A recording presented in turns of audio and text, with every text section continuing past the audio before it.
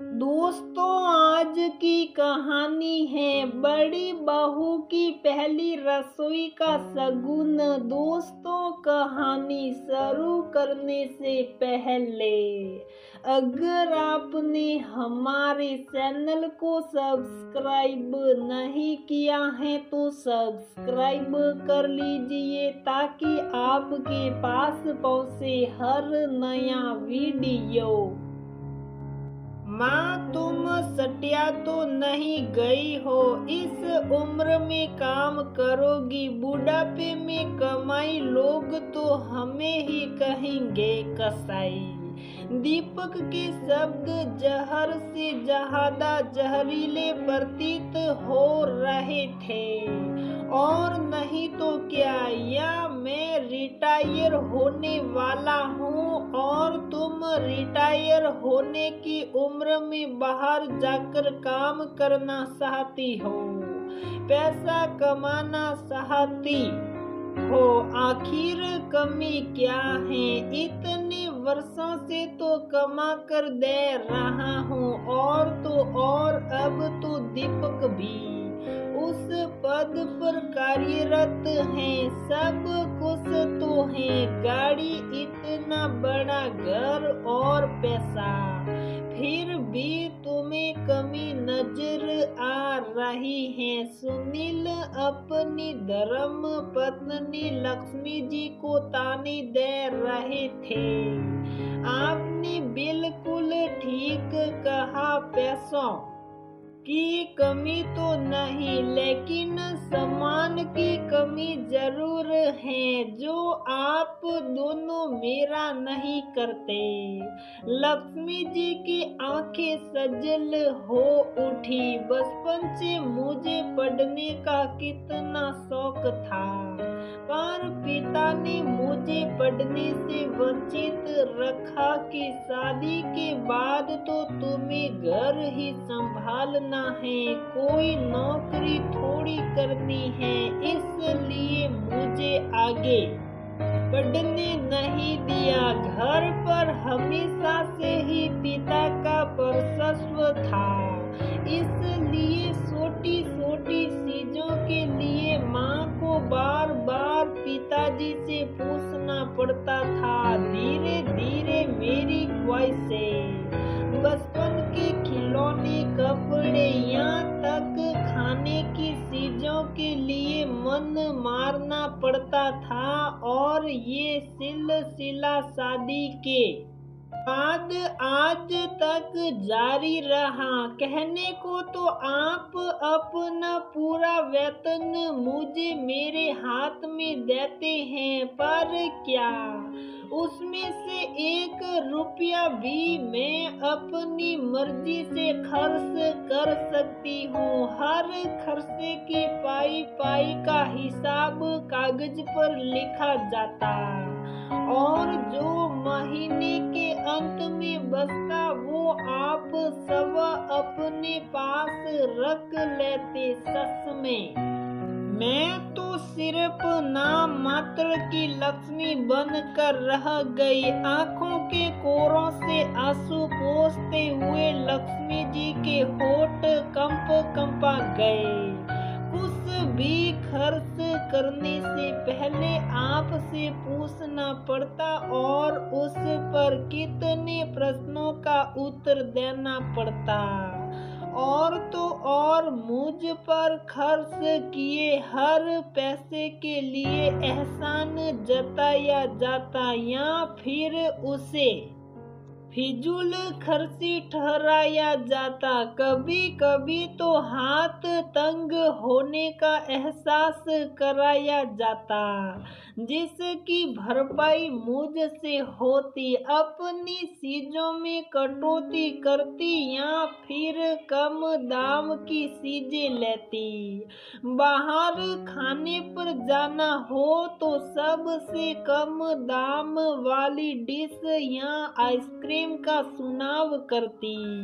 पूरी जिंदगी मायके से ही मेरे लिए कपड़े आदि आते, भाई भाभी हर बार तीज त्योहार पर मुझे उपहारों के साथ शगुन आदि देते, पर वो भी आप दोनों के ऐसो आराम की भेंट सड़ जाते। लेकिन आज तक एक बहन एक बुआ होने के नाते मैंने उन पर एक पाई अपनी मर्जी की खर्च नहीं की। आप खुद ही तह करते उन्हें क्या देना है या देना जरूरी भी है या नहीं। हमेशा आपके आगे हाथ फैलाना पड़ता, दान दक्षिणा करनी हो तो भी आपका मुंह ताकना पड़ता है। ग्रह लक्ष्मी को इतना हक भी नहीं। प्रति उत्तर में सुनील जी ने अपना मुंह फेर लिया। पहले पिता फिर पति और अब पुत्र, एक बेटा होने के नाते माँ के प्रति दीपक तुम्हारा कोई फर्ज नहीं। यहाँ तक अपनी पहली कमाई भी तुमने अपने पिता के हाथों में दी और बाद में शादी की तैयारी, कपड़े गहने और जरूरी सामान सब अपनी मर्जी का।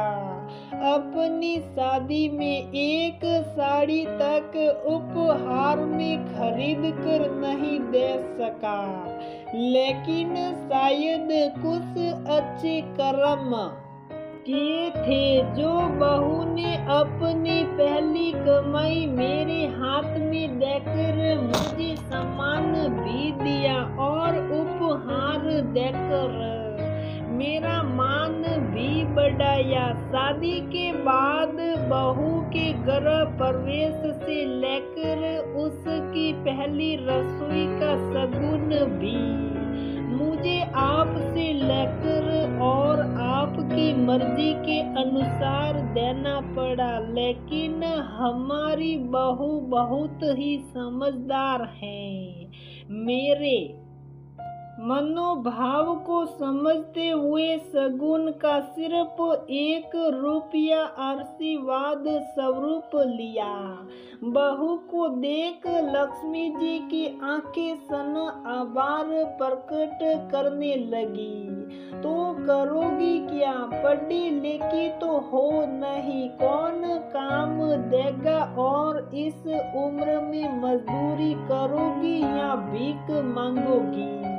सुनील जी गुस्से से गुर्राए। पूरी जिंदगी आपके आगे अपने सम्मान की भीख ही तो मांगी है और मजदूरी करना या अपने लिए कमाना कोई छोटा काम तो नहीं है। वैसे आपको चिंता करने की जरूरत नहीं है। आपकी इज्जत को मिट्टी में मिलने नहीं दूंगी। इसलिए एक छोटी सी फैक्ट्री में अचार पापड़ पैक करने का काम मिल गया है और ये है मेरी पहली कमाई। जानती हूँ अधिक नहीं है, पर मेरे लिए किसी खजाने से कम नहीं है। और ये है मिठाई जो अभी अभी भगवान को भोग लगाकर आई हूँ। मेरी पहली कमाई की खुशी में मिठाई समझकर न सही भगवान का प्रसाद समझकर अवश्य खा लेना। चल बहू जरा मुझे फैक्ट्री तक तो छोड़ दे। कहते कहते लक्ष्मी जी अपने पूरे आत्म सम्मान रूपी ताज को पहन और गर्व की लालिमा अपने चेहरे पर सजाए अपने कर्म स्थल की ओर बढ़ जाती है।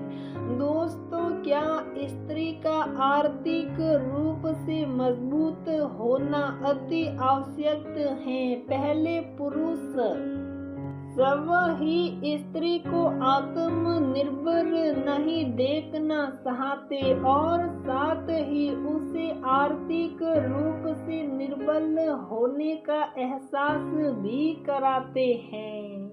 एक स्त्री को मजबूरन कभी पिता, कभी पति तो कभी पुत्र पर निर्भर होना पड़ता है। तो दोस्तों, हमारी ये कहानी पसंद आती है तो प्लीज वीडियो को लाइक करें, शेयर करें और हमारे चैनल को सब्सक्राइब जरूर करें।